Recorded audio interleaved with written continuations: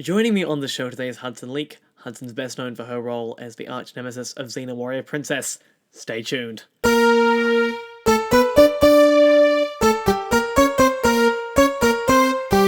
Hello and welcome to Benjamin Maio Mackay's Talk to Me. I'm your host, Benjamin, and joining me on the show today is Hudson Leick. Now, I got to catch up with Hudson in Adelaide last month when she was here for Oz Comic Con, so I'd like to thank everyone at Oz Comic Con for facilitating this interview. She discusses her time on Xena, what she's doing now, and her advice for people looking to work in the industry. Sit back, relax, and enjoy. Well, welcome to the show, and thank you for joining me today. Now, what inspired you to become an actress? When I was growing up, I don't think you'll know who this is. Well, you might. I used to watch Sonny and Cher. And I must have been 5, and Cher was so glamorous and magical, and that's what I wanted to be when I was 5. And what journey did you take to get from that inspired moment to becoming a professional actress? Well, I quit modeling. I quit modeling right in the middle of it when I was in Paris, and I knew because I was a terrible model. And I knew I wanted to act, so I came back to Rochester, New York, which is where I grew up. And I went to a college, and I took a theater course, and I took a sociology course, because I really didn't know whether I wanted to be a shrink or an actress.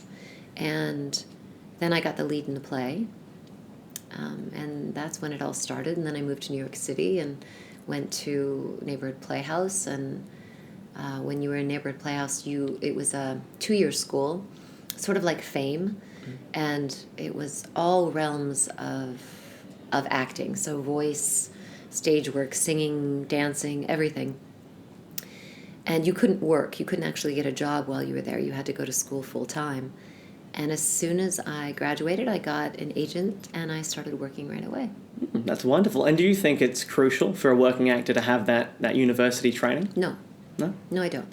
I think we can do anything we want once we put our minds to it. I think if we have strong enough desire for something, and a love for it especially, it's the love and the desire mixed together, we can manifest what we really want to do.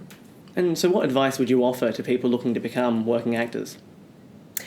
Well, it's very different now than it was when I was doing it. When I was doing it, people would see plays, and that's what I did. I did a play, and you invite people. It's very different now. Now it's only a guess. I haven't acted in a very long time. But for example, you love doing what you do. So you loved this. You went after it full force, correct? That's right, yeah. Right. So you still love it. And even how you're talking to me right now, you're very direct. You're really directive because this is what you love, right? Yeah, that's so right. how did you do it?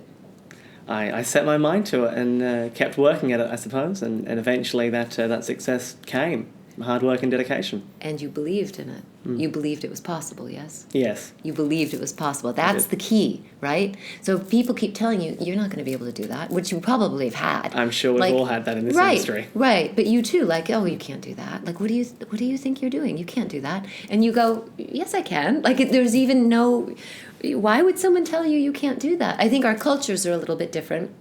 In New Zealand, England, and Australia, you have something called tall poppy syndrome. We don't have that. So You're more lucky. kudos to you even, because you have to go through even harder things, because you're not allowed to be your full, beautiful, gorgeous self, because everyone's like, hey, you can't be that big. And I didn't grow up in it. I only know a little bit of it because I spent time in New Zealand. But I think it's that love of something, and even though, regardless of what other people say to you, you say, yes, I can, and I want to. It's because I want to, and it feels right to me, and it feels good to me, and then we manifest it. We do. Yeah? Yeah, it's been, I'm about to embark on a national tour, which people keep telling me that it's impossible, but 9 cities, so... So how impossible is that? It's finally here. It's No. hard to believe, but... Right. Yeah. But it's because of your love and Absolutely. your willingness, and to keep going forward regardless of what other people are saying to you. Right? That's right. You've got to have a thick Gorgeous. skin. Yeah. Oh, and even if you don't have a thick skin, even if it hurts you, it's still you still pick your love. You still choose your self-love, which I know is not a big thing here, but it's so important. You still choose yourself first. in a not an egotistical way, in a loving way. And then you manifest something, and then you give something beautiful to other people. You got to love what you do. That's right. Now, you've had a remarkable career so far. What's been your favourite project to work on? Oh, I don't feel like my career's been so remarkable. I would say Xena was probably the most fun because it was insane, and what's more fun than that? Nothing. You got to love what you do, and having an insane project can be the most fun. And how do you prepare before playing a new role? I don't prepare anymore for things like that, but I didn't prepare. I wouldn't really prepare. I'd bring the script on the plane, and I would read the script, and for that particular role, if we're talking about Xena, because that's what I'm most known for, that came incredibly easy for me. It was just very, very easy and fluid. So memorizing the lines was really the hardest part. Okay. And as you said, a lot of people know you for Xena. When you were working on that first series, could you ever envisage how popular it would become? No idea. You never know. You don't. It's like throwing paint on the wall. You do a job and you have no idea what happens after that. So no, I had no idea, nor would I have had any idea of how long the staying power would be, like right now. Yeah. And I assume you get asked a lot of questions about Xena. What's the most common one you hear? Oh God. I don't know. I can't think of a common, like, did I enjoy playing Xena? No. Was it fun playing that character? Yes. Very much so. So how do you reflect on your time on the show? Oh, it was very hard. It was a very personal, very difficult time personally in my life during that time. So I have mixed feelings about it. One, it was incredibly difficult. And two, I think it saved my life in a lot of ways. And so I have amazing amounts of gratitude for that show. Does that make it harder to talk about sometimes, especially at events like this, because it was so hard personally for you at that time? My first instinct as you were asking that was no, not at all. But if I really sit with it, yes, I think actually if I was being really honest, I would say it's mixed. I enjoy it, and it's incredibly fun to do some conventions. But yes, I think there is a tinge to the same thing. It's mixed. I feel an amazing amount of gratitude because I do feel like it saved my life. And I feel it hits a wound. It does like lightly touch this wound kind of over and over again of during that time. But it's also healing because that was a very long time ago. Now, with a long-running show like Xena, were you able to work with directors and writers to help evolve and develop your character? Yes, Rob Tappert was very open about letting us develop our own characters. I mean, not in the beginning. Of course, you audition and then you get the character. But once he would see that was our character, they were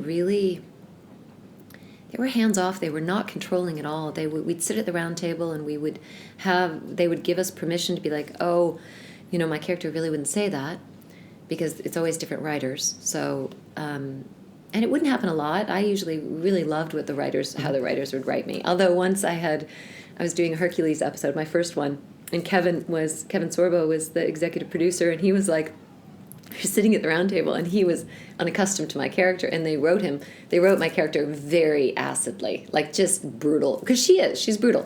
And he was like, nope, she's not saying that, she's not saying that. And I never had someone cut my lines out before, but he was an executive producer, what could I do? But I was like, I looked at him and I was like, that's fine, you keep those words, because I don't need the words. We're going to have other ways of playing. And we did. So looking back on all your Xena work, is there anything you'd change about your characterization or the show? I would change how I played the angel. Have you seen the show? I've seen a lot of it. I haven't seen the angel episode, unfortunately. Yeah. That's what I would change. Okay. Any reason why? It was a bit boring and not... It's too flat. Okay. It was too flat. All right. Well, finally, where can our listeners stay in touch with you online? Well, I'm pretty active on my Facebook page. I have a website called Healing Heart Yoga. Thank you. She always helps me with this. HudsonLeick.com. So that's where I write about all the places that I teach yoga and the retreats I do all over the world. Wonderful. Well, thank you very much for your time today, and enjoy Oz Comic Con this weekend. Thank you.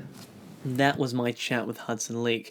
Once again, thank you to the team at Oz Comic Con for facilitating that for me.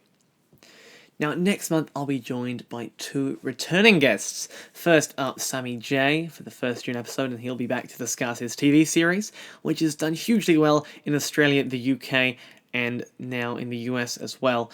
And then Kurt Phelan will be back on the show to talk about his new cabaret, Feelin' Groovy. So look out for that next month. And as always, don't forget to check out the movie reviews on the website. There's a ton of great films out right now, and you wouldn't want to miss them. As always, thanks to our incredible supporters, Mad Zombie Collectibles, Madman Entertainment, and Palace Nova Cinemas. I've been your host, Benjamin Maio Mackay, and I'll see you next month.